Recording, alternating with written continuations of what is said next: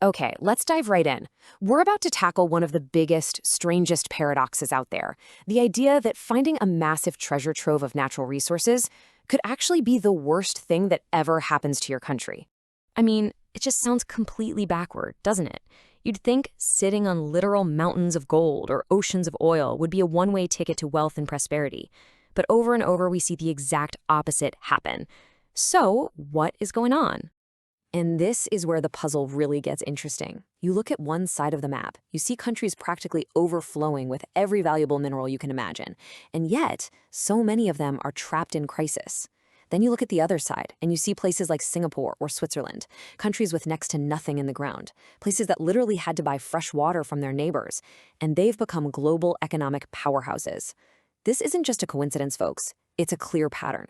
So, to start cracking this case, we've got to look at this weird economic sickness, an infection really, that can take hold of a country the second it strikes rich.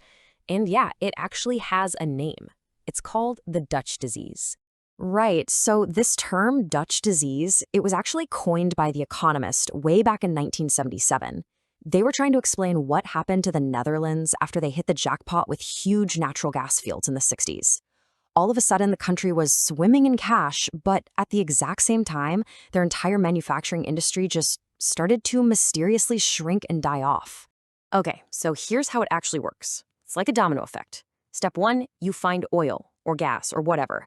That's the good news, right? Foreign money starts pouring in. But here's the catch. All that foreign cash makes your own currency super strong. And when your currency gets too strong, everything else you try to sell to the world, whether it's cars or food or textiles, suddenly becomes way too expensive for anyone to buy. And the end result? All those other industries, the ones that employed tons of people, they just can't compete. They get pushed aside, they shut down, and your entire economy becomes totally dependent on that one single resource pipe. But this economic sickness is really only half of the problem. It almost always triggers a political sickness too, one that completely breaks the bond between a government and its citizens. And this brings us to the idea of the rentier state. And this is the absolute core of it. A rentier state is a government that gets its money from rent, basically from selling oil or diamonds to foreigners. It's not getting its money from taxing its own people. Think about that for a second. The government is funded by the ground, not by the citizens. And that single fact, it changes absolutely everything about how a country is run. You've probably heard this phrase before, right? It's pretty much the foundation of any functioning democracy. The whole deal is, if you, the people, pay taxes to fund the government, then the government has to listen to you. It's accountable to you. But in a rentier state, that whole social contract just gets thrown right out the window. And the difference it makes is just night and day. Look, in a normal taxing state, the government needs you to succeed. It needs its citizens to be smart, productive, and healthy, because that's where the tax money comes from. You are the engine of the economy. But in a rentier state, the government doesn't need millions of productive people. It just needs a small, loyal elite to run the oil rigs or the diamond mines. Everyone else? Well, they're not shareholders in the country anymore. They're just dependents, kept quiet with handouts and subsidies. Okay, so let's flip this on its head. What if a country has nothing? No oil, no gold, no easy money. Well, it turns out that having nothing can actually be your greatest advantage. Let's look at how scarcity can force a country to become brilliant. Just look at Singapore. When it got its independence, it was basically a swampy rock with no natural resources at all. Seriously. Their only asset was their people. So what could they do? They had no other choice. They had to pour every single dollar into their people, into education, into skills, into building a world-class workforce. Their entire strategy, their very survival, was based on making their citizens so good that huge global companies couldn't afford not to be there. Or how about Switzerland? You've got this landlocked country, all mountains, no easy path to wealth from resources. So what did they do? They built an entire economy on things you can't even see or touch, things like trust, stability, and just relentless innovation. They turned themselves into the world's safe deposit box, a powerhouse for tech and science.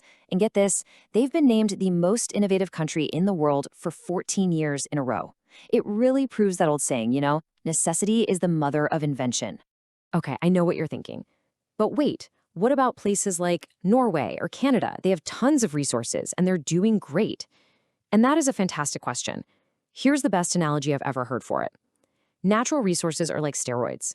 If you give them to a healthy, well-trained athlete, a country that already has strong institutions, democracy, rule of law, they can become a world champion.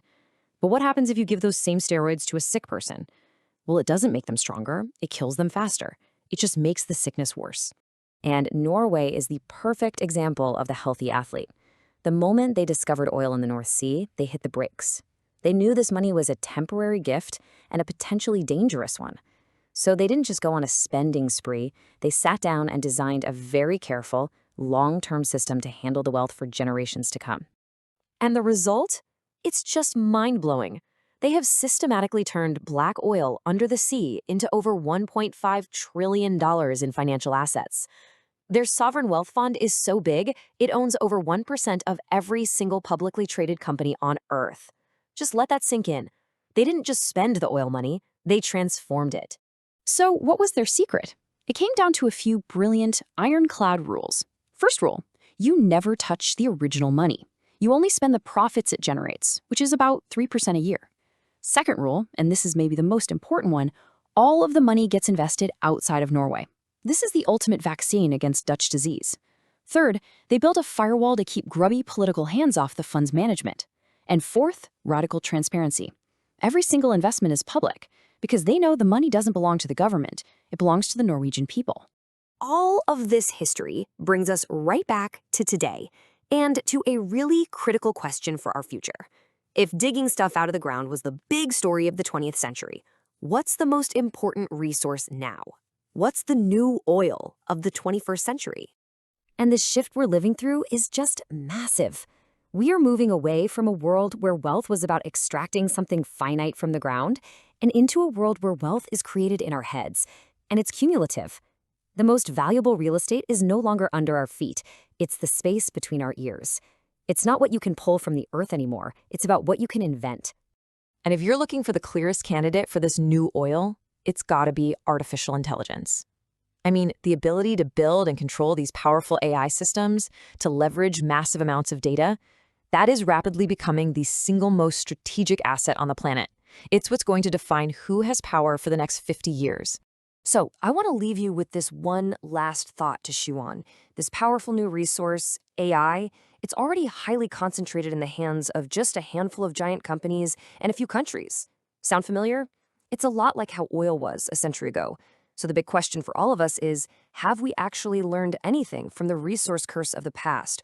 Or are we just sleepwalking into a brand new 21st century version of it?